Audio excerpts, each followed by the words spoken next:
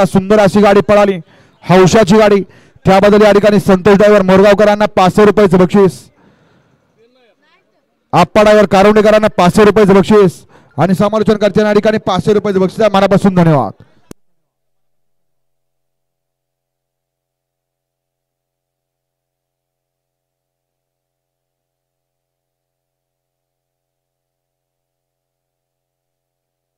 गाड्या सुटल्या.